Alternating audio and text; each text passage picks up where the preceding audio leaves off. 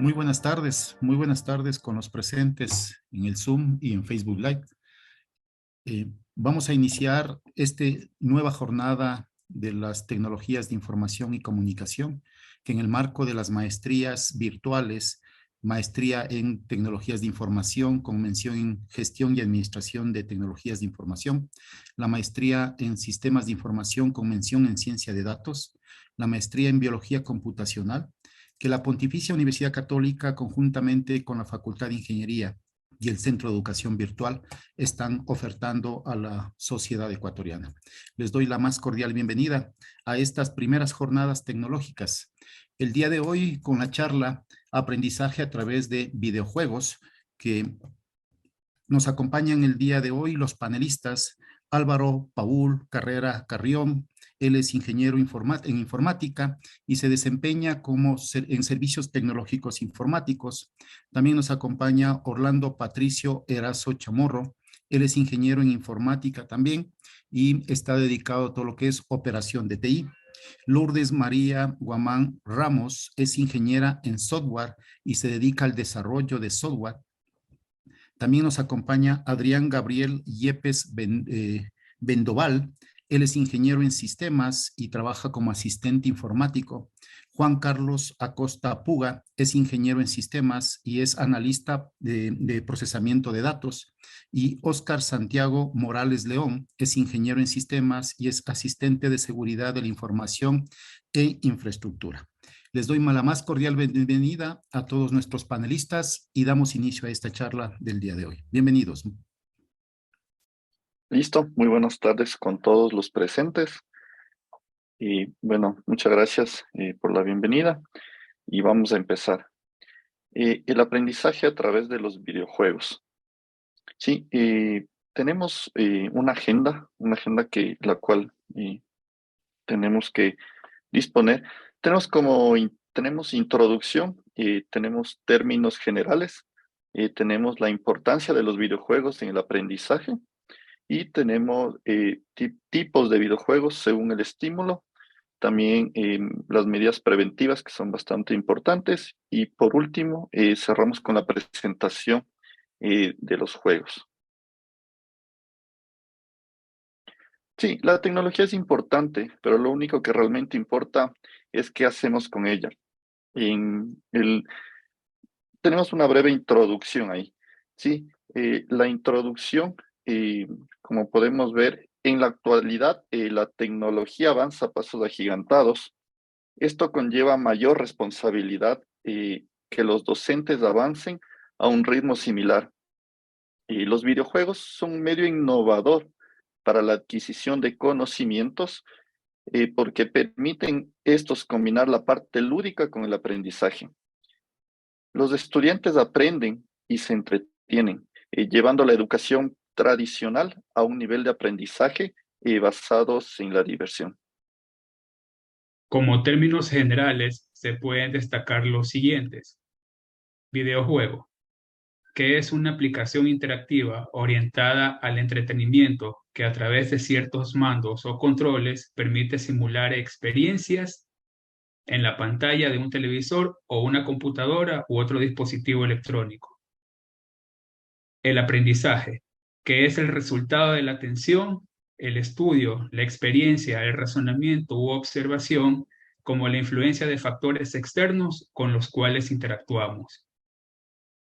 Herramienta tecnológica, que es el conjunto de programas u aplicaciones informáticas que tiene por objetivo facilitar la realización de una tarea en un dispositivo tecnológico. La educación, que es una formación destinada a desarrollar la capacidad intelectual, moral, afectiva de las personas de acuerdo con la cultura, normas y costumbres de convivencia de la sociedad a la que pertenece. Conocimientos que los videojugadores pueden adquirir al jugar con videojuegos. En esto se puede decir que las aportaciones de los videojuegos en las aulas de clase son variadas e interesantes, ya que exploran el ámbito más importante como lo es el entorno educativo. A continuación se presentan los aportes más importantes. Conocimientos que los videojugadores pueden adquirir al jugar con videojuegos.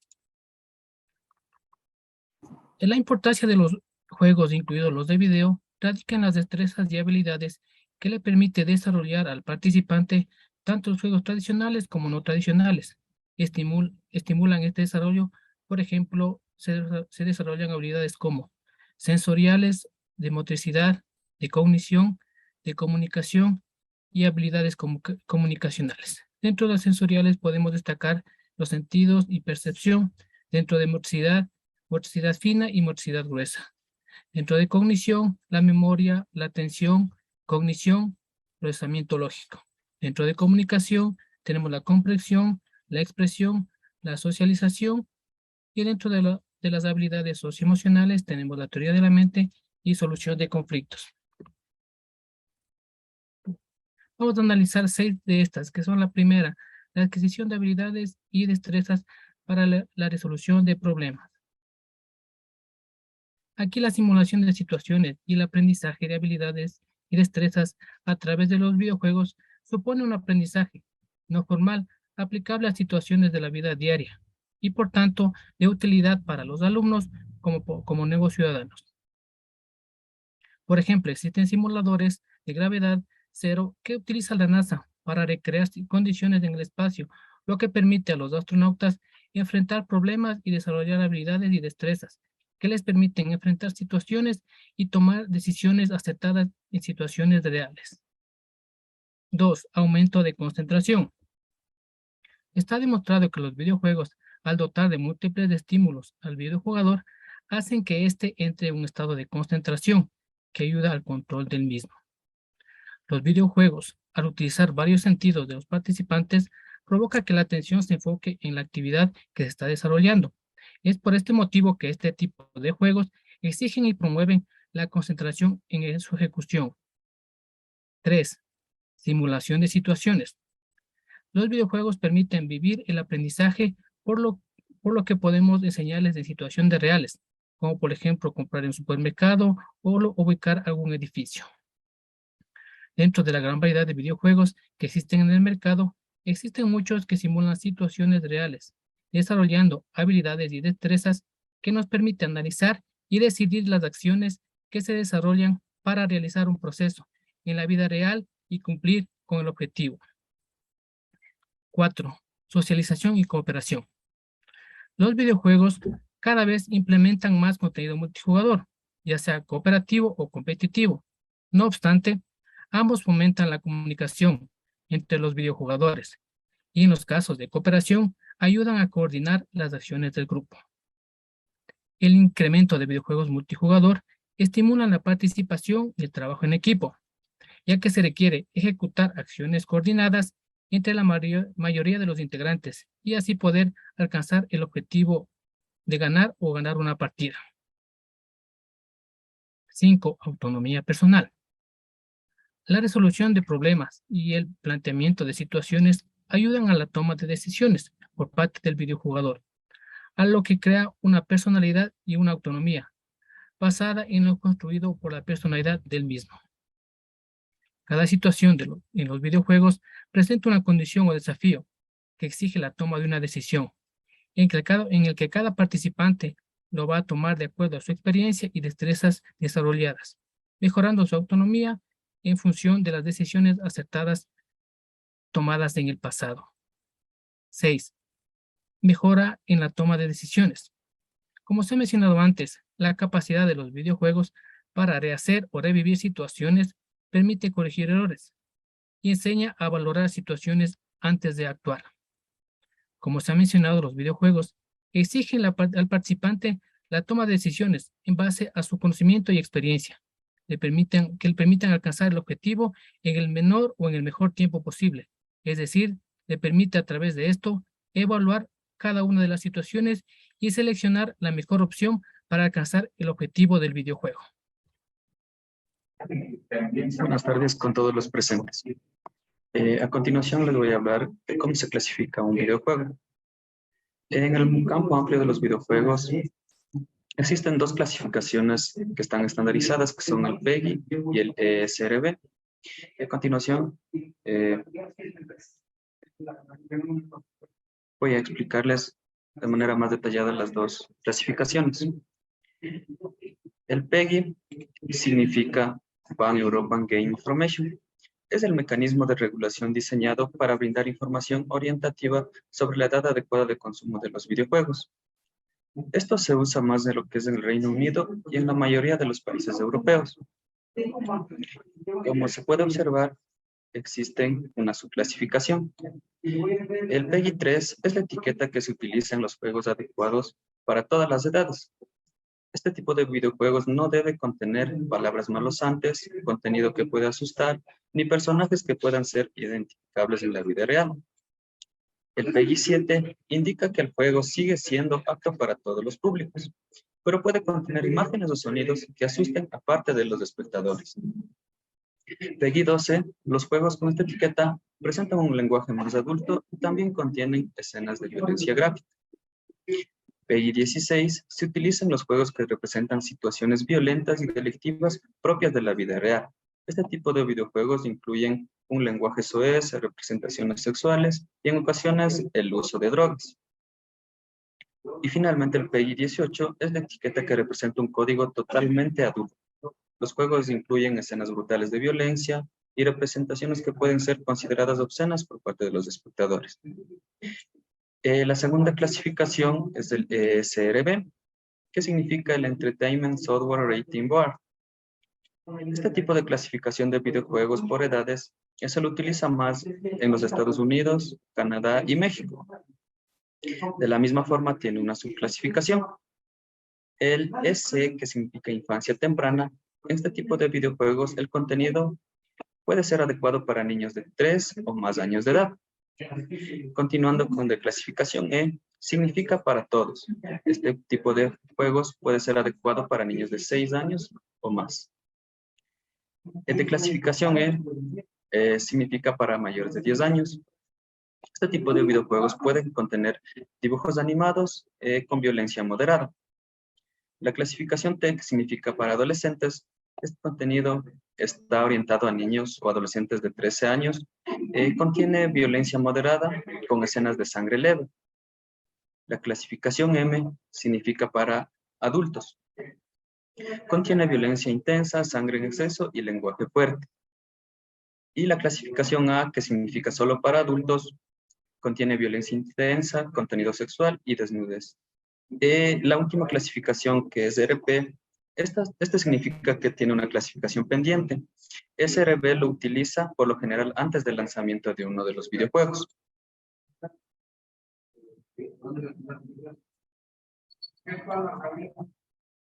Buenas tardes con todos. Continuando con la presentación. Videojuegos en la actualidad. Los videojuegos han evolucionado a la par con los dispositivos electrónicos. Esta evolución ha vinculado a diversas percepciones que están relacionadas con el entretenimiento y el ocio. Además, relacionada con un elemento negativo que es la salud mental y física en algunas personas.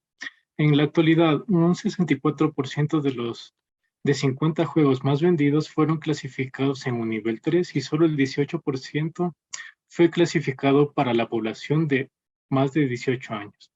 Últimos estudios neurológicos han demostrado que jugar los videojuegos de manera continua, sin llegar a la adicción, mejora las capacidades cognitivas del cerebro. Valoración de los géneros preferentes de los videojuegos. De acuerdo a una revista académica realizada por Domínguez, 2019, titulada ¿Qué aprendo con videojuegos?, menciona los siguientes valores, que en un 61% juegan el tipo aventura, el de tipo estrategia en un 49%, el de tipo educación un 44%, tipo acción un 40%. Tipos de juego. Arcade. Son aquellos que pueden contribuir al desarrollo psicomotor y de la orientación espacial de los estudiantes, beneficiando a los más pequeños. Entre estos juegos tenemos como Pac-Man, Mario, Sonic, Quad, Street Fighter, Arkanoid. Tipo deporte.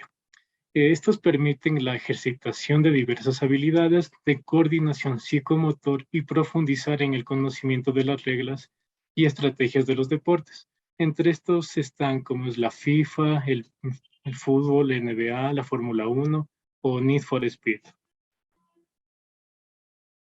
Juegos de aventura y rol. Esto se caracteriza por la investigación, la exploración, la solución de rompecabezas, la interacción de personajes a diferencia de muchos otros géneros.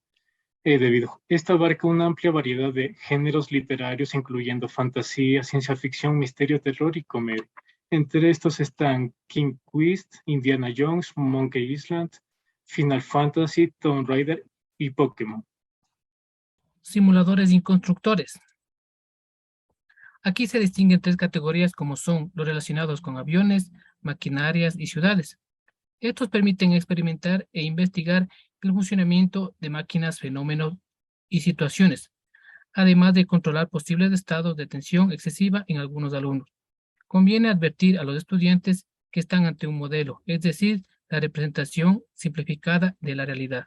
Dentro de estos, los principales tenemos Minecraft, simulador de vuelo Microsoft, SimCity, Tamagotchi, Cable Machine y Theme Park.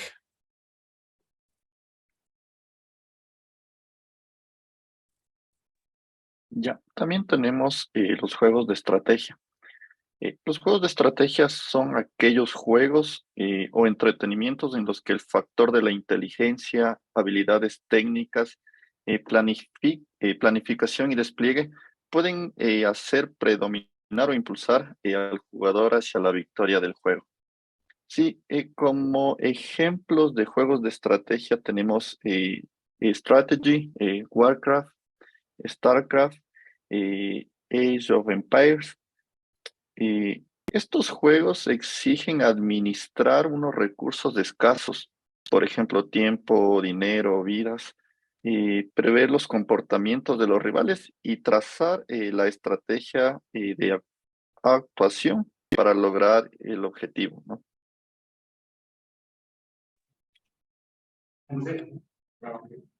Puzzles y juegos de lógica. Fomentar este tipo de juegos tiene muchos beneficios, especialmente en los niños, ya que hace que aumente el desarrollo del pensamiento y la inteligencia, además de ayudar a solucionar problemas de diversa índole, formulando hipótesis y empezando a predecir consecuencias. Algunos de los ejemplos para este tipo de videojuegos son el Seven Guess, el Tetris, juegos de preguntas, Trivial y el Carmen Sandiego.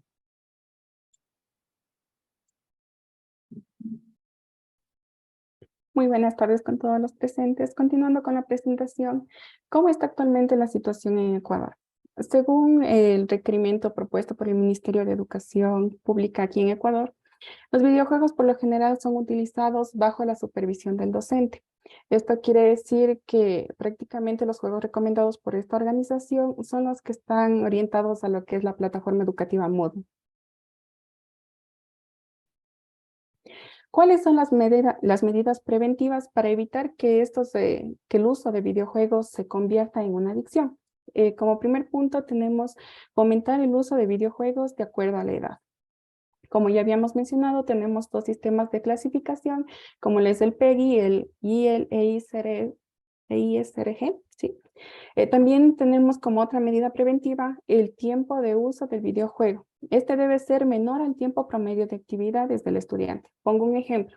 Si el estudiante se demora alrededor de 3 horas realizando una actividad, ya sea estudiantil o en casa, el uso del videojuego debería ser de 1 hora y media como máximo. Por lo general se podría decir que 1 hora en la utilización del videojuego podría ser lo más adecuado. Como siguiente medida preventiva tenemos el tener precaución con los videojuegos en línea. ¿Por qué? En los videojuegos en línea, los estudiantes, ya sean niños, son personas vulnerables, no conocen quiénes están detrás de las pantallas y con qué intenciones. También se debe fomentar los buenos hábitos de juego, debido a que estos, como ya se había mencionado, pueden convertirse en una adicción. Actualmente, por la Organización Mundial de la Salud, esto es considerado como un trastorno. ¿Por qué se debería implementar los videojuegos en la educación ecuatoriana? Se dice que es necesaria la aplicación de este tipo de herramienta tecnológica en el aula de clases, pues representa una motivación para el estudiante, debido a que potencia lo que es el aprendizaje y además es un recurso que ellos los utilizan con mucha frecuencia, debido a que estamos actualmente en un mundo digitalizado. Por lo tanto, es necesario, tanto para los estudiantes como para los docentes, sumergirse en el mundo estudiantil, conocer cuáles son sus necesidades y preferencias e incluirlas en el sistema educativo. Como una pequeña reseña, tenemos que los videojuegos en la actualidad representan un porcentaje pequeño en el ámbito educativo. Claro que si es usado de forma correcta en el proceso de enseñanza-aprendizaje, este se puede convertir en una herramienta tecnológica a gran escala para futuras generaciones. Bien. A continuación se ha planteado la siguiente interrogante. ¿Cómo implemento un juego que vaya acorde al tema de aprendizaje o pueda ser supervisado dentro del hogar? Para esto se ha diseñado dos juegos. Uno está basado en lo que es el desarrollo a través de hipervínculos, como lo es PowerPoint, es un juego básico. Como procedo a presentarles. Este juego está realizado a través de hipervínculos, es el juego del laberinto. Prácticamente lo único que tiene son animaciones. A continuación les procedo a presentar. Como pueden ver, en este caso, las instrucciones del juego sería seguir el camino azul. Si se sale del camino o choca con algún obstáculo, prácticamente perderá. Podemos regresar al menú principal y comenzar el juego. Como había mencionado en las indicaciones, se debería seguir el camino azul sin salirse de la superficie. De igual manera, se puede a través de animaciones configurar los diferentes obstáculos. Se puede ir realizando estos juegos por niveles, como el usuario desee. Estos por lo general se podría decir que son muy utilizados dentro del hogar con personas sin experiencia prácticamente en programación, por docentes.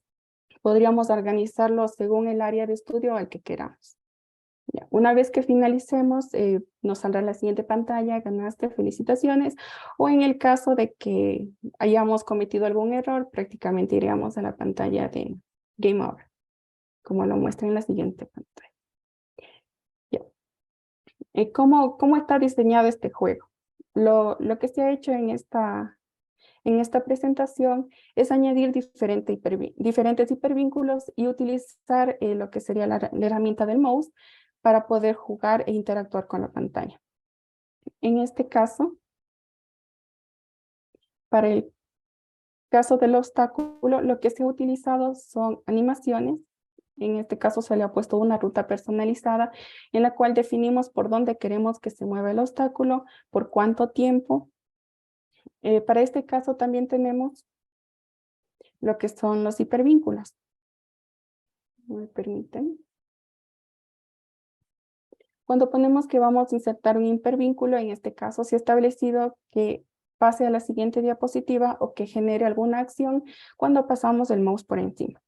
Para este caso, si el mouse llega a tocar la parte verde, se ha creado un hipervínculo que lo lleve a la diapositiva 7, que sería el Game Over que perdió.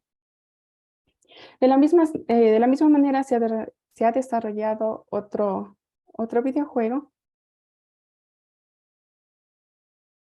El videojuego a continuación está desarrollado en Unix.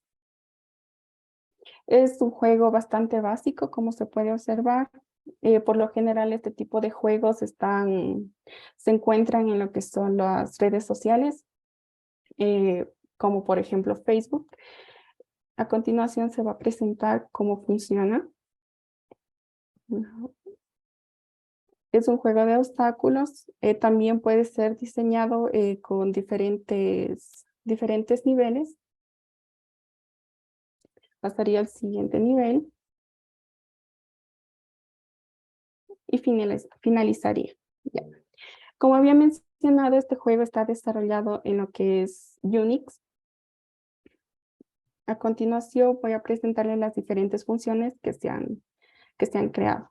Tenemos 3 tipos de estructuras. Para este caso tenemos la estructura de obstáculo, la estructura del jugador, el salir del juego y en el caso de que sea la victoria, es decir, que se haya ganado.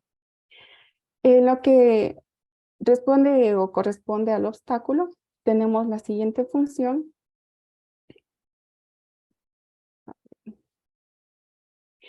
Eso quiere decir que si en el caso de que en este caso el jugador colisione con el obstáculo, lo que procedería es continuar o reiniciar el juego. También tenemos cuáles son las acciones del jugador. Ya. Permítanme. Ya. En esta situación lo que se ha realizado es asignar diferentes variables, ya sea en el eje de las X y en el eje de las Z.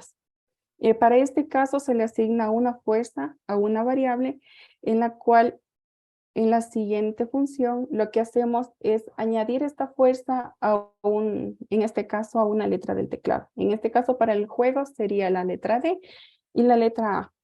Lo que haría esta es cuando presionemos la letra D añadiría una fuerza hacia la derecha y cuando presionemos la letra A añadiría una fuerza hacia la izquierda. Ya. En la función de salir del juego, prácticamente lo único que se realiza es se establece una pequeña línea de código en la cual se menciona que se va a finalizar la simulación.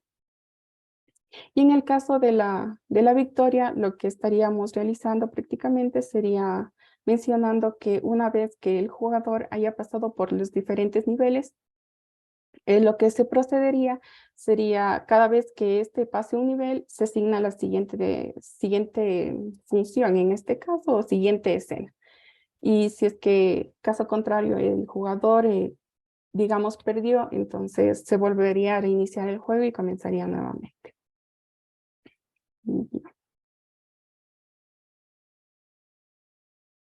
Por mencionarles un poquito más. Como ya habíamos mencionado anteriormente, el equipo, procedo a presentar el equipo. Mi nombre es Lourdes Guamán.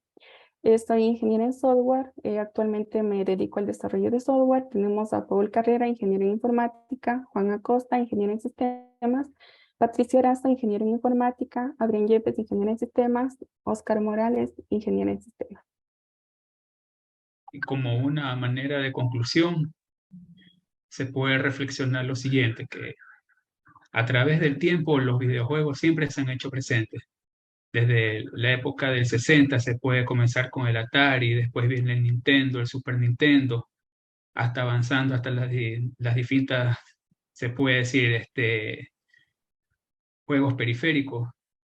Pero hoy en día se ve que ha evolucionado. Y no solamente antes presentaban la consola y lo que hacía era ofertar un producto en el mercado y esa era la finalidad. Básicamente nosotros lo vimos por el medio del entretenimiento, pero ahora no.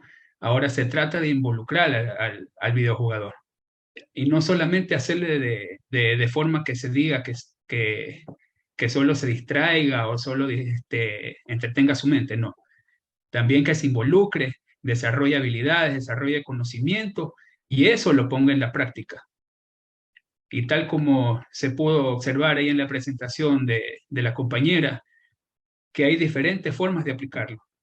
Hay diferentes plataformas y se puede desarrollar un buen videojuego. Y esa es la manera que nosotros podemos concluir. De nuestra parte, nuestro total agradecimiento hacia todos nuestros docentes y a todas nuestras autoridades por habernos dado apertura en esta presentación. De nuestra parte, muchas gracias de todos los integrantes de nuestro grupo. Ok, muchísimas gracias. Dejamos abierto el foro para las preguntas, por favor. Ok, yo tengo una pregunta por aquí.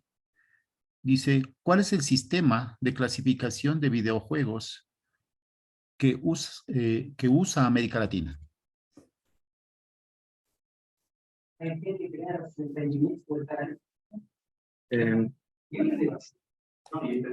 Respondiendo a la pregunta, pues como se dio las dos clasificaciones, existe el PEGI y el ESRB. El PEGI está orientado en lo que es toda la parte de los países de Europa, entonces por lo tanto la clasificación para América Latina es el ESRB.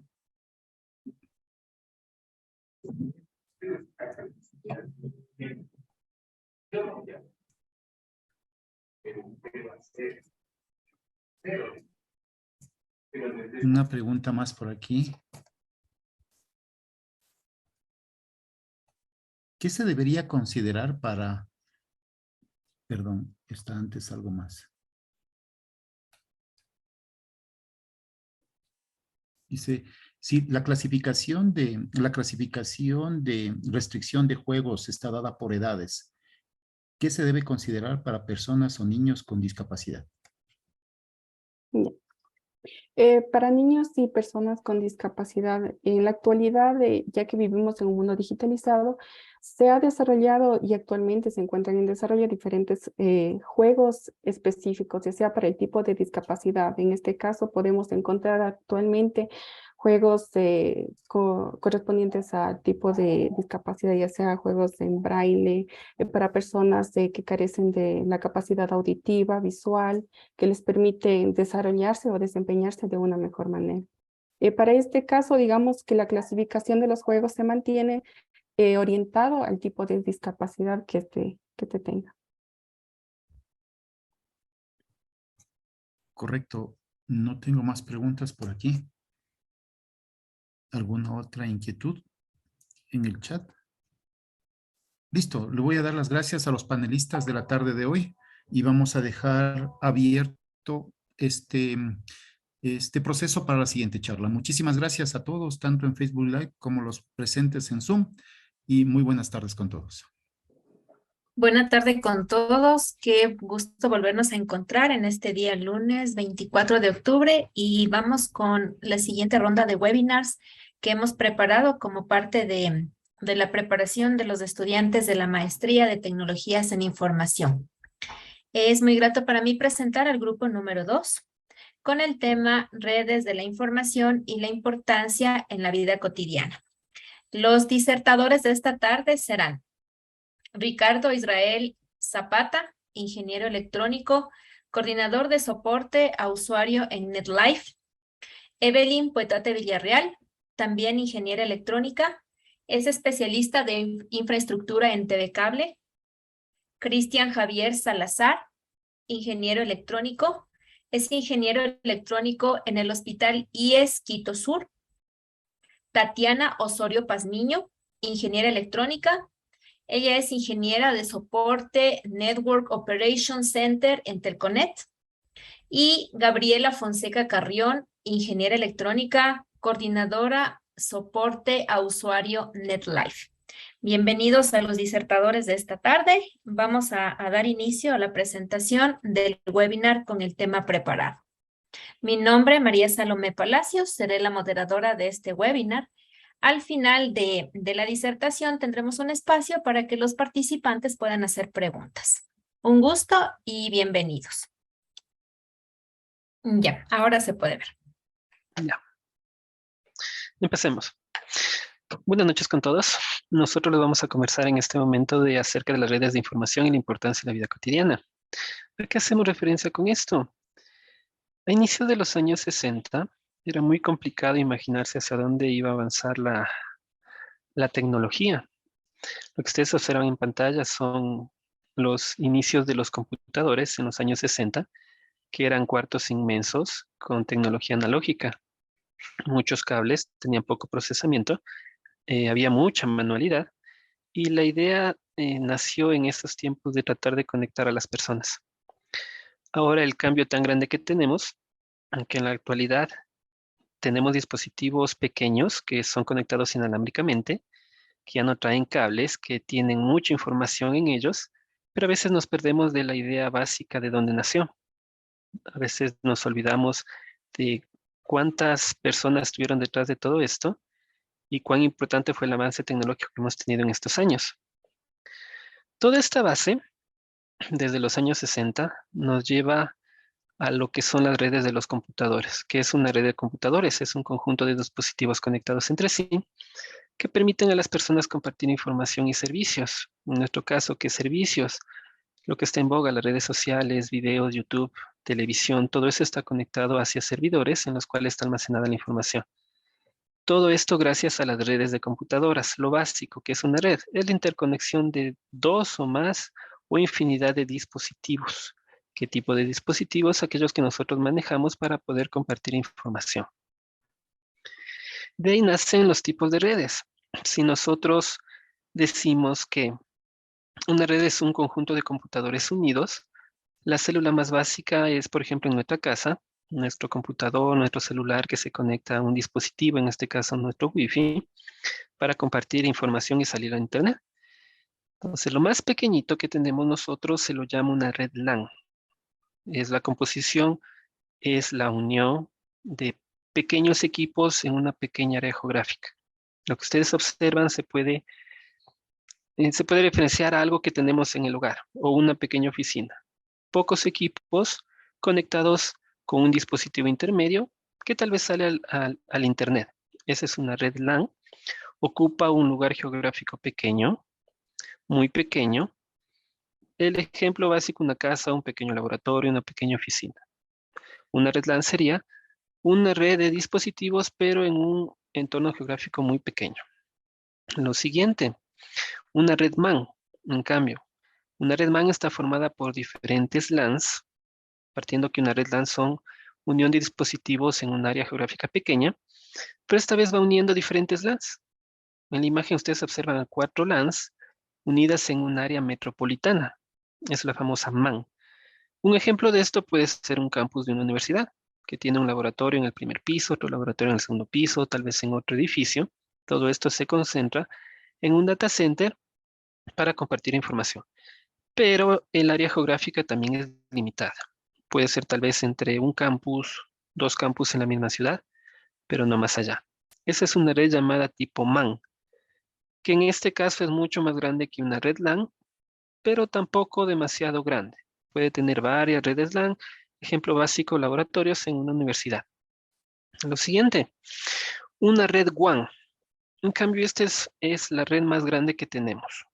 Una red WAN está compuesta por múltiples redes LAN o múltiples redes MAN. Abarcan ya espacios geográficos de países enteros y es lo que nosotros conocemos como Internet. El Internet es la red WAN más grande que tenemos en este momento. Lo que ustedes observan, todos nos conectamos desde una red LAN, tal vez en nuestras casas o oficinas, para salir al Internet. Al momento que hacemos eso, ya somos parte de una red WAN. La red WAN es una red muy grande que ocupa mucho espacio geográfico. Sigamos. Los elementos de una red. Lo básico que ocupamos nosotros, los hosts. ¿Qué son los hosts? Son dispositivos terminales de uso ya del usuario. Lo que ven ustedes en la izquierda, un televisor, una computadora, una tablet, un teléfono, esos son dispositivos finales de usuario, los llamados hosts. ¿De qué más están compuesta una red? Nosotros tenemos que conectarnos a algún dispositivo intermedio, pero lo actual es conectarse hacia el Internet, ver diferentes redes. Es por eso que asomo un dispositivo llamado router, el cual me permite a mí conectarme entre diferentes redes LAN, lo que ustedes observaban acá. Una red LAN algo pequeñito, y si quiero unir redes, en la mitad va a estar un router que me permite hacer esa unión, esa comunicación entre redes. ¿Qué más tenemos en una red? Tenemos switch, que es un dispositivo que me permite conectar múltiples dispositivos hacia mi red. Y tenemos lo que observamos en nuestra casa, los routers wireless. En la casa nos dejan un dispositivo y la mayoría de equipos ahora se conectan vía wireless, eliminando de esta manera el cableado. Esos son los componentes de una red. ¿Y qué me permite estos componentes? Me permite tener aplicaciones actuales como hoy en día son la domótica, los videojuegos, aplicaciones en hospitales y algo muy importante, seguridad, de los cuales les vamos a estar hablando a continuación. Pero antes de eso, ¿cuál es la tendencia de carreras que se están solicitando para todo esto? Ya no solo se solicita ingenieros en electrónico, telecomunicaciones o sistemas, sino que ahora vamos un poco más allá. Por ejemplo, ¿cuáles son las carreras necesarias a futuro? Viendo hacia dónde va la tecnología. Se va a necesitar ingenieros de aprendizaje de máquina que manejen inteligencia artificial, diseñadores de experiencia. Toda aplicación necesita tener un diseñador. para ver si funciona o no funciona y es amigable hacia el usuario. Ingenieros de robótica para todo lo que es automatizaciones. Científicos de datos, que es una de las carreras que va a ser muy explotada en el futuro porque los datos les sirve a toda organización para saber hacia dónde se dirige. Y por último, desarrolladores. Lo que más se va a necesitar es gente que sepa de programación, gente que desarrolle para poder tener todas estas aplicaciones que nosotros tenemos aquí. Estas aplicaciones les vamos a hablar a continuación, les vamos a detallar un poco de cada una de ellas. Para eso, por favor, continúa, Evelyn. Buenas noches con todos. La domótica. Domótica, conjunto de soluciones que mediante el uso de las técnicas y tecnologías disponibles, ya sea en la informática, en la electrónica, en la electricidad, robótica y telecomunicaciones, se puede lograr una mejor utilización y gestión y control de todos los aspectos relacionados en la vivienda, como confort, seguridad y hasta ahorro de energía. ¿Cómo actúa el sistema de domótica? Es una automatización y control centralizado y o remoto de aparatos y sistemas electrónicos en la vivienda. El objetivo principal de la domótica es aumentar el confort y el ahorro y la mejor seguridad en la vivienda. Los sistemas de domótica actúan e interactúan con otros aparatos y sistemas electrónicos. Se los programa y se los configura, la información recogida por los sensores del sistema, la información proporcionada por otros sistemas interconectados y la interacción directa con otros usuarios, incluso en la casa.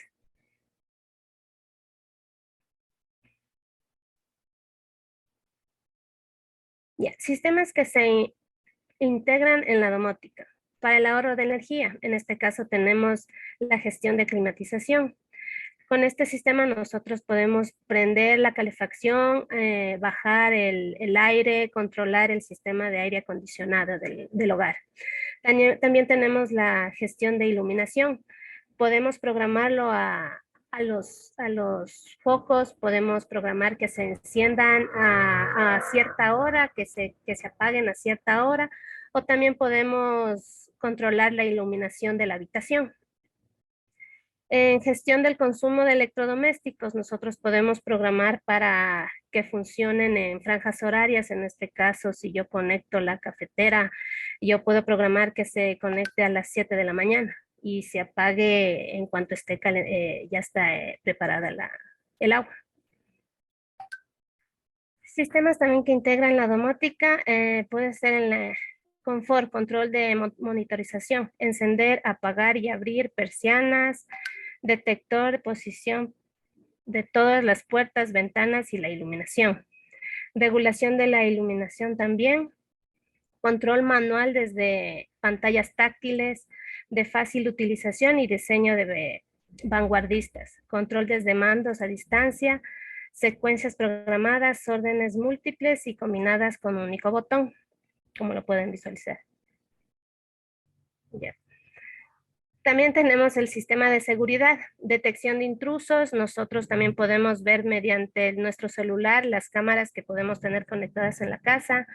Si es que existe un movimiento, si es que nosotros no estamos en la casa y existe un movimiento no adecuado, este detector nos puede indicar con un mensaje en el teléfono. También tenemos un timbre para la casa que nos puede indicar quién está afuera y si es que también hay movimiento de algo sospechoso. Y alertas mediante este sistema que es el Alexa y también el teléfono. Siguiente. Un ejemplo de una casa inteligente es, en un día típico el dueño no deberá preocuparse por el estado del tiempo. Su sistema despertador le informará a través de una pantalla de la mesa de luz cómo se enciende todo.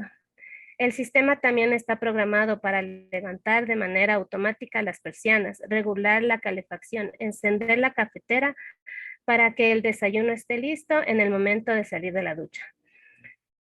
Cuando comiencen los movimientos diurnos en la casa, las alertas se desactivarán automáticamente. El sistema de riego en marcha durante la noche para aprovechar las horas de menor consumo de energía. No hará falta revisar las puertas y ventanas. El sistema se encargará de la información, de informarles si alguna de estas está mal cerrada. Gracias. Las ventajas. Un hogar más seguro. Control de iluminación, alertas técnicas, detección de incendios, fugas de gas e inundaciones, control de enchufes, simulación de persianas y teleasistencia. 2. Un hogar más confortable, control del clima, control de electrodomésticos, control de luz natural y artificial, persianas motorizadas, programación de riesgos, control remoto de equipos y todo automatizado. Un hogar mejor comunicado, recibir avisos de anomalías, recibir información del funcionamiento de equipos e instalaciones, control remoto de equipos, teleasistencia y evitar el asistente de personas. Un hogar más sostenible, aprovechar el máximo de energía, luz solar. Evitar gastos inútiles de luz, agua, control de consumo, implantar un sistema tarifario, renovación de la vivienda y un hogar menos contaminante. Gracias. A continuación, mi compañero. Bueno, buenas noches con todos. Mi nombre es Cristian Salazar. Como ya les había comentado a mi compañero Ricardo, más o menos una de las aplicaciones y en actualidad es la aplicación en un ambiente hospitalario. Es preciso mencionar que Ricardo les había dado varios conceptos de lo que es una red de datos. Entonces, siguiente, por favor. ¿Cuál es el objetivo de un hospital? El hospital tiene 4 objetivos principales, los cuales incrementar el acceso a la población a servicios de salud, incrementar la satisfacción de los ciudadanos con respecto a los servicios de salud, incrementar la eficiencia y efectividad de las actividades operacionales del hospital e incrementar el desarrollo de la ciencia y tecnología en base a las prioridades sanitarias de la salud. Muchos de ustedes me dirán, pero ¿qué tiene que ver las tecnologías de la información en un hospital? Pues en la actualidad lo que se trata es de dar al paciente el menor impacto posible, que él tenga que esperar en las filas, hacer cola, tener que hacer impresiones, lo que estamos más antes acostumbrados a que todos llevemos nosotros. Ya les voy a explicar paso a paso lo que trato de decir en lo que es un ambiente hospitalario. Siguiente, por favor. Con las tecnologías, ¿cómo podemos mejorar la atención de un hospital mediante el uso de las TIs? Uno de los principales problemas que se ha venido evidenciando es la eliminación de trámites presenciales, ya que muchas veces la mayoría de nosotros hemos asistido a un hospital. ¿Y cuál es nuestro inconveniente? Que ya no hay turnos, el doctor no está, no me quieren atender, muchas veces llegué tarde. También tenemos la eliminación de colas de espera, que a veces llegamos y vemos tantas personas que también necesitan la presencia de salud, que hay infinidad de gente tratando de coger un turno para algo que es muy sencillo y fácil de atender. Lo que se ha venido dando un boom en esta época de la pandemia, que fue la telemedicina. ¿A qué se refiere con la telemedicina? Que todo el mundo, con el tema del COVID, no sabíamos qué nos pasaba. Entonces, ¿qué se optó por los hospitales? Que los pacientes, los doctores atiendan por telepresencia a estos pacientes y podamos tener un diagnóstico un poco más certero y así evitar que cada paciente acuda a un hospital, evitando que pueda inclusive contagiarse en la actualidad. Y también con la implementación de soluciones tecnológicas para hospitalizaciones. Ya les voy a explicar más adelante de qué se refiere. Siguiente, por favor. En la eliminación de trámites presenciales, muchos de nosotros lo que tratamos de hacer es tratar de tener un menos impacto como personas en el hospital. ¿A qué se debe esto? Nosotros como usuarios muchas veces desconocemos que existe un call center en el hospital en el cual nosotros podemos llamar y pedir que nos agenden una cita. También desconocemos que existen las páginas virtuales de cada institución, en donde ahí por lo general publican las noticias más relevantes, como son turnos, son, por ejemplo, cirugías, todos los eventos que conlleva a esa institución, y a la finalidad puede ser de mucha utilidad a cada usuario. La verificación de medios oficiales es algo muy importante, ya que muchas veces en las redes sociales se ha visto que cuentas que plagian a otras instituciones lo que hacen es tratar de desprestigiar el trabajo, por lo que mal informan, y tratan de generar un caos en la sociedad. Y los procesos de digitalización. ¿A qué me refiero con esto? Que la idea de transformar a los procesos es para que el paciente ya no tenga que estar yendo a un hospital, sino que todo pueda hacerlo desde su casa y desde la comodidad. Siguiente, por favor.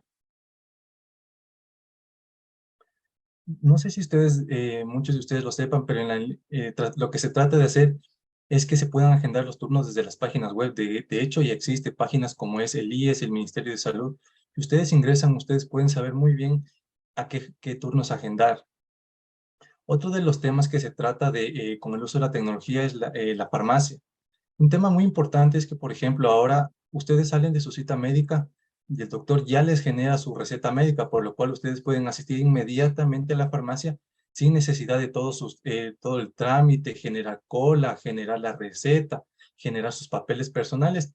Y ustedes solo van a la farmacia, indican su número de cédula y en ese momento le despachan todo lo que es su medicamento. También los exámenes médicos. En la actualidad ya se han implementado servicios en donde los exámenes médicos en años previos, ¿qué es lo que hacía? Por ejemplo, la radiografía nos llegaban, teníamos que imprimirlas o llevar un CD. En la actualidad, ¿qué se hace? Cuando ya les hacen ustedes una radiografía o una tomografía, todos esos exámenes, así sean de sangre, ya van directamente a un servidor, el cual le comunica todo esto al doctor y lo que ustedes evitan es la pérdida de toda esta documentación que al final es bastante valiosa. Siguiente, por favor. Algo que se implementó bastante en la pandemia fue el tema de la telemedicina, ya que, bueno, muchos de nosotros tuvimos varios miedos, incertidumbres y dudas de qué podíamos esperar tanto en un hospital como en la ciudad, por lo cual algo que demandó bastante fue que con la telemedicina ya se pudieron hacer diagnósticos y tratamientos más rápidos. Simplemente se informaba al doctor que tenía estos síntomas y posiblemente el doctor les daba una receta, con lo cual ya se evitaba que pueda ser COVID. Lo que también se evitan traslados innecesarios por el paciente, ya que muchas veces por un susto que poseemos acudimos inmediatamente al hospital. Existe la telecirugía, ya que muchas veces, por ejemplo, el doctor no se encuentra en el país o se encuentra en otra unidad médica y lo que se hace es programar cirugías para que el doctor lo pueda operar a usted a través del internet. Existe el monitoreo remoto de pacientes, con lo cual en las unidades de cuidados intensivos tenemos equipos en que no necesariamente tenemos que tener tantos doctores para poder monitorear a los pacientes, sino que mediante estos equipos todos los pacientes pasan conectados todo el tiempo y son únicamente 2 personas las que se encargan del monitoreo y el control de que el paciente se encuentre estable.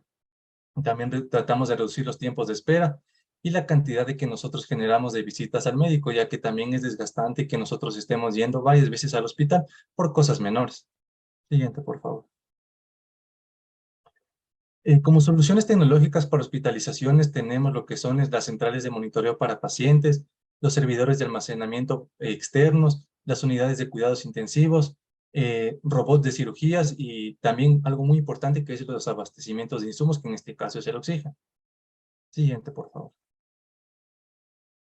Para el caso de las centrales de monitoreo para pacientes, como ya les venía explicando, lo que se trata es de que el paciente se encuentre conectado a todos los monitores de signos vitales y estos se comuniquen con un único servidor, el cual va a estar monitoreado por 2 o 3 personas que darán el seguimiento respectivo a los pacientes.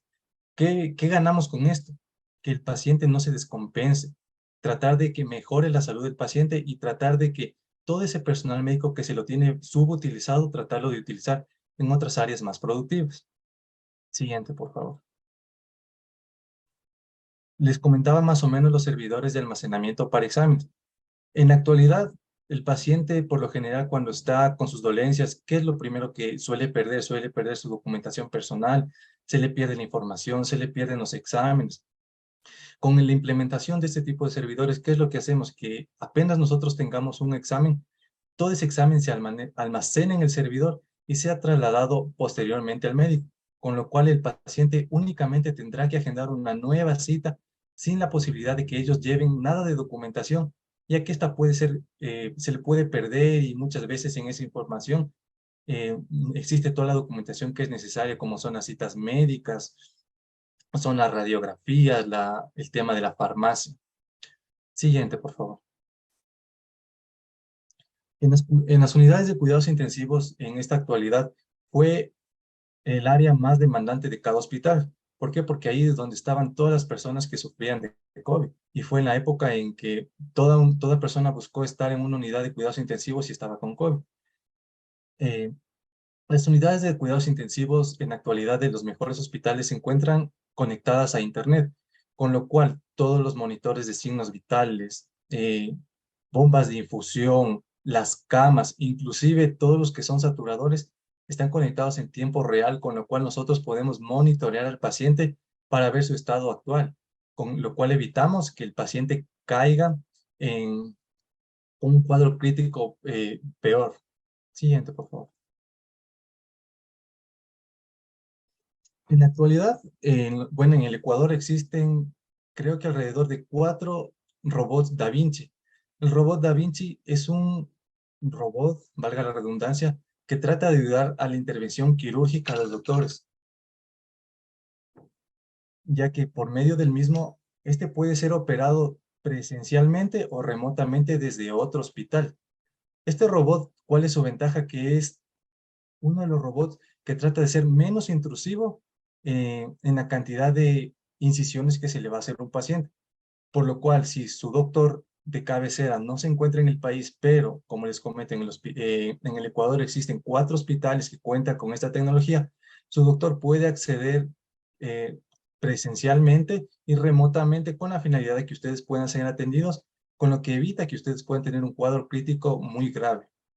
Siguiente, por favor. Y algo muy importante que fue en la pandemia también fue el abastecimiento del oxígeno. Muchas de las veces en los hospitales llegaba un punto en que el oxígeno fue algo tan crítico que nadie ya lo tenía.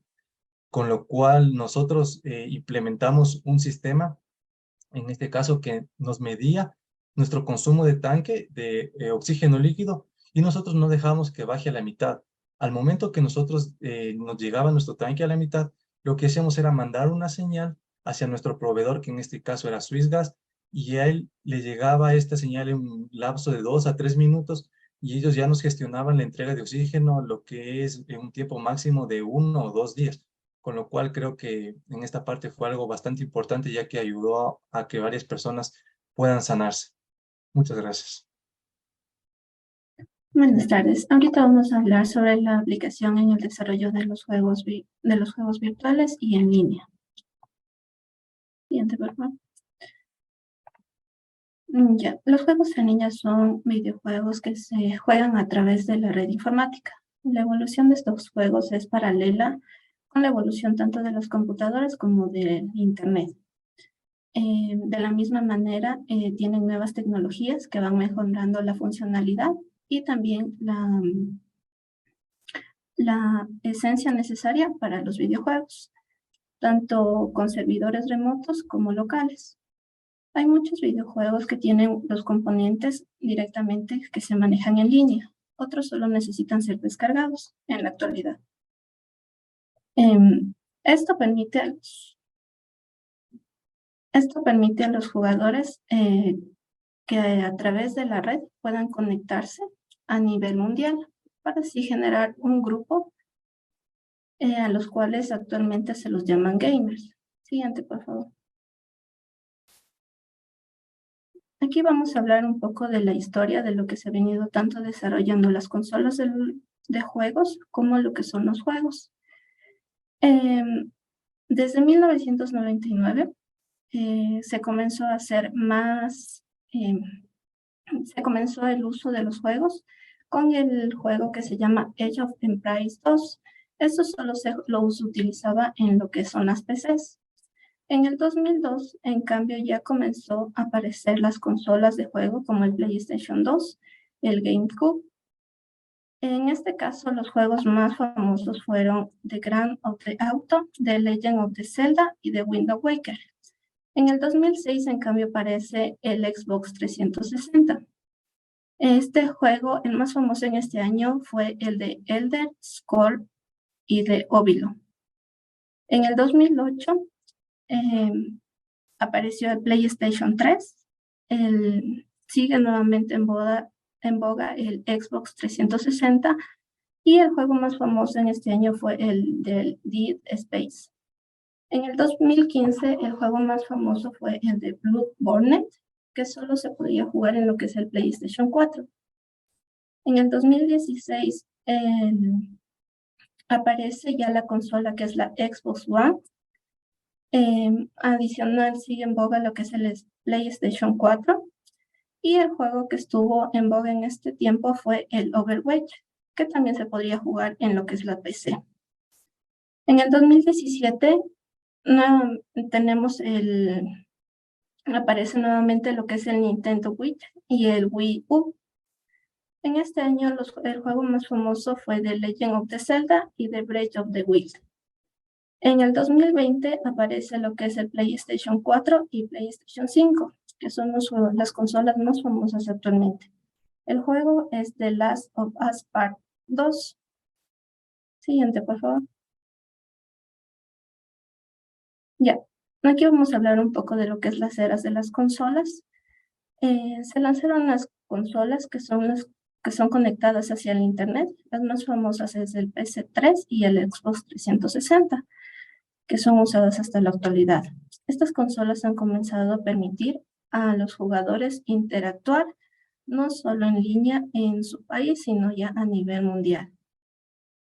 Con la revolución existen gran cantidad de juegos y seguirá desarrollándose gran cantidad de juegos y consolas. Actualmente existen juegos que son de pago y juegos que son gratis. Ya. Entre los juegos más famosos que se juegan torneos a nivel mundial está el de Legend of the Conquest y de Warcraft. Para estos juegos, aparte de las consolas, también desde que se creó las APs, el App Store y el Google Play, dieron un paso para que los juegos no solo sean usados en la PC y en consolas, sino también puedan ser usados en los celulares. Siguiente, por favor. Aquí vamos a hablar un poco de lo que es la historia de las consolas. Las consolas están clasificadas por generaciones. La primera generación abarca desde 1972 a 1976. La más famosa en este tiempo era la conocida como Atari. La segunda generación va desde 1976 a 1983. En este caso, la más conocida era el Atari 5200 y el Arcadia. La tercera generación abarca desde 1983 a 1987. En este punto, la principal consola es el Nintendo Entertainment y el Super Game VG300. La cuarta generación, de 1987 a 1993. Aquí las consolas más conocidas fue el Neo Geo CD, el Super Nintendo Entertainment, el Super AK. Estas fueron las tres consolas más usadas en este tiempo. La quinta generación es de 1993 a 1998. En este punto ya la capacidad aumenta, ya vamos manejando 32 y 64 bits a nivel general. La consola más famosa fue el PlayStation y el Nintendo 64. La sexta generación, que abarca desde 1998 al 2005, desde aquí vamos a comenzar ya las consolas con una capacidad de 128 bits. Aquí las consolas más famosas fue el PlayStation 2 y el Xbox. En la séptima generación, que es desde el 2005 al 2012, aquí aparece el Xbox 360 y el CEU. En la octava generación, que es del 2012 al 2020, aparece el PlayStation 4 y el Xbox One. En la generación que estamos actualmente es la novena generación, que viene desde el año 2020. Aquí la consola más famosa es el PlayStation 5, el Xbox Series, y vuelve a aparecer la nueva versión del Atari. Siguiente, por favor. Ya. En esto de los videojuegos tenemos lo que son los multijugadores. son aquellas personas que poseen cualquier modalidad de juego que permitan la interacción de dos o más jugadores al mismo tiempo. Esto se debe a que pueden hacer grupos de jugadores, ya sea en domicilios o en lugares específicos que tienen preparados los equipos para jugar, o se pueden conectar los grupos vía virtual. Siempre debe haber más de 2 o más personas para estos juegos. Siguiente, por favor. Ya. Aquí vamos a hablar un poco de lo que son los gamers. El gamer son jugadores que en la actualidad ya es considerado un trabajo de los jóvenes porque ellos ganan dinero mediante los videojuegos. Los primeros torneos que se dieron bajo esta modalidad es en Nueva York, en Boston, Berlín y Tokio. Las características que tienen los gamers más que nada se basan en ganar el dinero de forma recurrente en los torneos. Acuden a eventos y ferias también para hacer competencia. Hacen videos y comparten sus experiencias en las plataformas. Las plataformas más conocidas de los gamers es el Twitch TV o Gaming YouTube. Otra cosa es que ellos forman parte siempre de unos equipos profesionales que se llaman Escape Game o Escape Telcom, T1, G2 Sport Vision, Root, el Team Liquid y Lion Gaming. Son los grupos más reconocidos a nivel del área de los gamers. Otra cosa que ellos pasan una cantidad de horas al frente de la pantalla o con sus móviles en los videojuegos. Dominan la cultura de gamer y de la mayoría es el juego por placer. Siguiente, por favor. Ya. En la actualidad, los juegos han evolucionado. Al momento tenemos los juegos que son de realidad virtual. Aquí aplicamos la tecnología de la realidad virtual, que es similar a la interacción con objetos en el mundo real. La única diferencia es que esta tiene una simulación computarizada. La tecnología actual de la realidad virtual incluye lentes, gafas de realidad virtual, controles avanzados, sistemas de sonido envolvente, plataformas para caminar, controlar las acciones que tú haces frente al juego, ya que tú actúas directamente en el juego. Siguiente, por favor.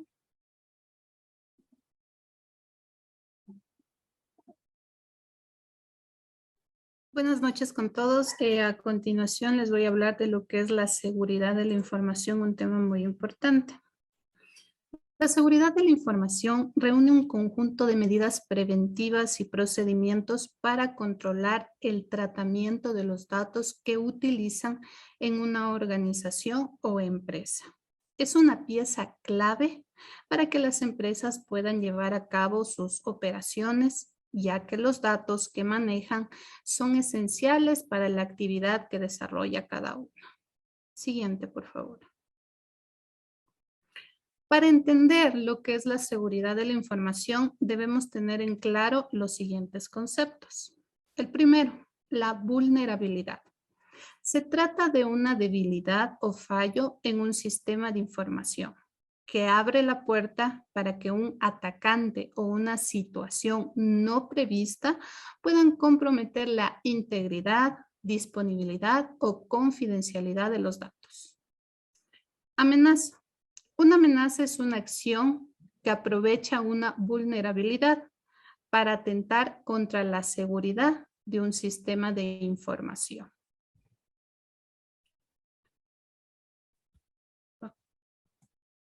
¿Puedes pasarle la siguiente? Ya. Y el riesgo consiste en las probabilidades de que una amenaza explote la vulnerabilidad de un activo de información y por tanto dañe a una organización. Siguiente, por favor. La seguridad de la información se maneja con los siguientes pilares: integridad, disponibilidad, autenticación y confidencialidad. Vamos a hablar de cada uno de ellos. La disponibilidad es el acceso a la información cuando se requiere, teniendo en cuenta la privacidad. Se garantiza que la información se encuentre disponible en todo momento para todas las personas o entidades autorizadas bajo su manejo y conocimiento. La confidencialidad garantiza que solo las personas o entidades autorizadas tendrán acceso a la información y datos recopilados y que estos no se divulgarán sin ningún permiso. La integridad es la información correcta sin modificaciones no autorizadas ni errores. Es decir, que la información se muestre tal cual como fue concebida. La autenticación es la información procedente de un usuario que es quien dice ser. Se verifica y se debe garantizar que el origen de los datos sea el correcto. Siguiente, por favor. La importancia. La seguridad de la información se ha convertido en un elemento clave para el funcionamiento correcto de las organizaciones hoy en día, ya que todas ellas trabajan, se manejan con datos para poder llevar a cabo su actividad y necesitan garantizar la protección e integridad según las leyes vigentes. Los sistemas de seguridad de la información deben ser capaces de gestionar el riesgo existente y superarlo con el menor impacto para que la organización, es decir, tiene que ser capaz de garantizar la resiliencia de la organización y sobre todo sus sistemas de seguridad. Siguiente. Ya, vamos a hablar de los tipos de información. Existen 3 tipos de información con las que se trabaja en cualquier organización, independientemente de la actividad o el sector al cual se dedique cada empresa o organización. La primera es la información crítica. La información crítica es aquella que es indispensable para el correcto funcionamiento de la empresa y sus operaciones. Es la que establece los beneficios de la organización a medio y largo plazo. La siguiente es la información valiosa. Es la que permite que la organización siga adelante y tiene un alto componente subjetivo, ya que para una organización puede ser valiosa esa información, pero para otra no puede serlo, ya que depende de la actividad y el sector a la que se dedique. Y finalmente, la información sensible. Es sensible en el sentido de que es información privada de los clientes de la organización y por lo tanto solo personas autorizadas tendrán acceso. Los sistemas de seguridad de la información tienen que garantizar la protección de datos de los usuarios o clientes. Ese es uno de sus objetivos principales como organización. Siguiente. A continuación, les voy a hablar de las principales amenazas y cómo protegernos, ¿no? Las precauciones. Una de las principales es la ingeniería social.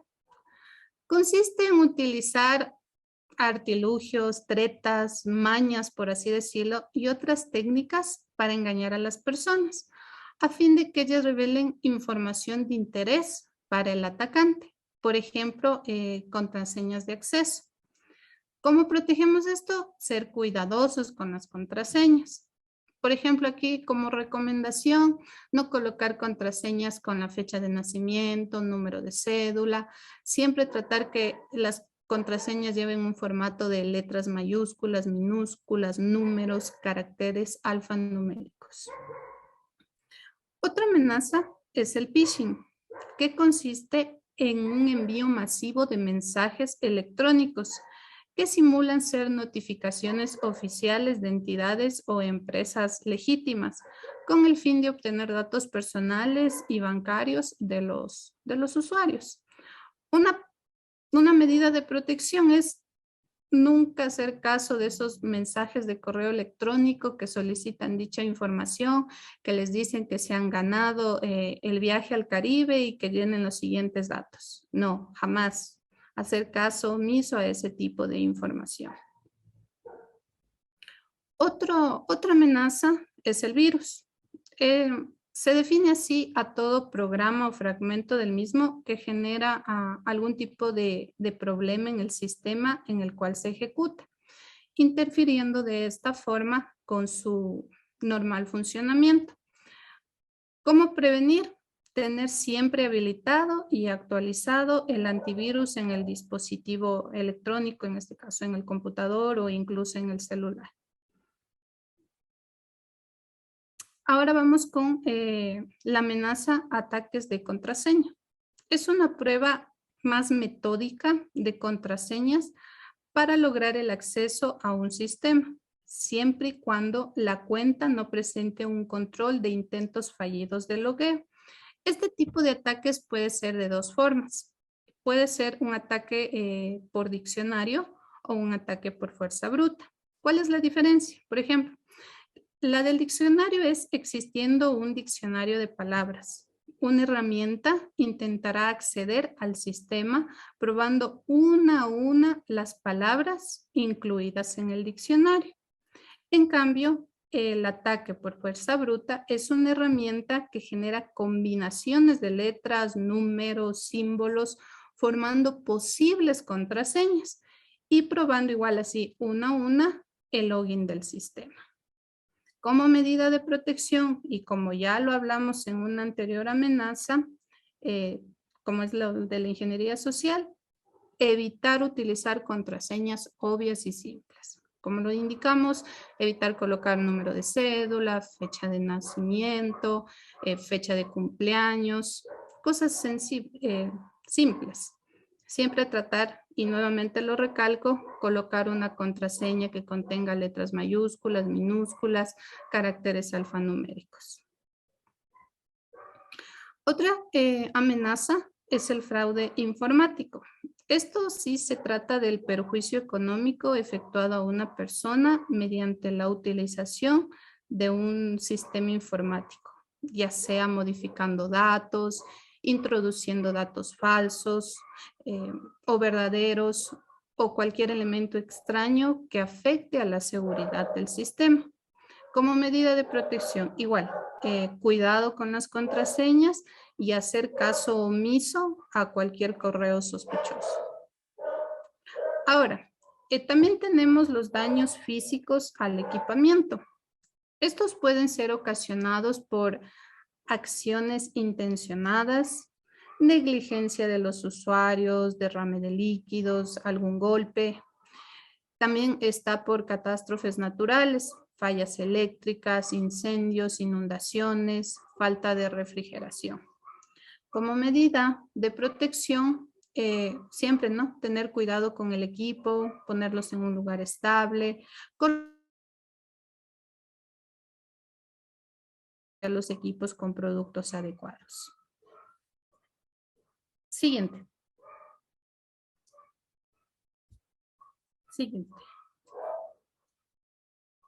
Finalmente, el robo de identidad.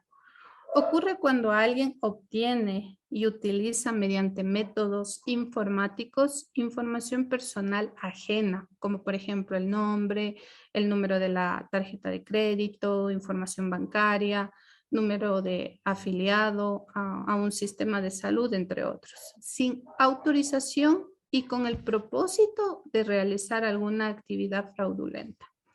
Como medida de protección, cuando brindamos o proporcionamos dicha información, siempre analizar que esta información que ingresamos esté yendo a un lugar o sitio seguro y nunca proporcionar dicha información en sitios que se desconoce o que no son de nuestra entera confianza.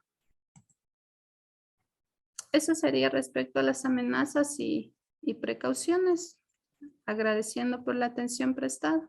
No sé si tienen alguna pregunta. Muchas gracias a todos los integrantes del grupo número 2. Vamos a dejar unos minutitos abierto el chat para que los participantes hagan sus preguntas. Mientras eso, una pregunta para todos los integrantes. Tal vez tienen algo más que anotar de lo que se expuso el día de hoy. pueden hacerlo en este momento. Si desean aportar algo más, con mucho gusto estamos aquí listos para escuchar. Bueno, tengo una pregunta que nos ha llegado para el grupo para que la contesten algunos de los disertantes. El sistema, ¿cuál es esa función? No sé si alguien de ustedes nos quiere aportar.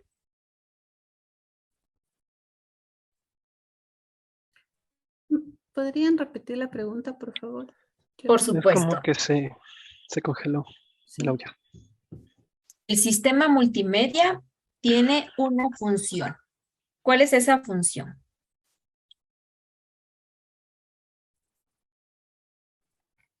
El de controlar el audio y video, el cine y los juegos en red. ¿Ya? ¿Algo más tal vez que aportar?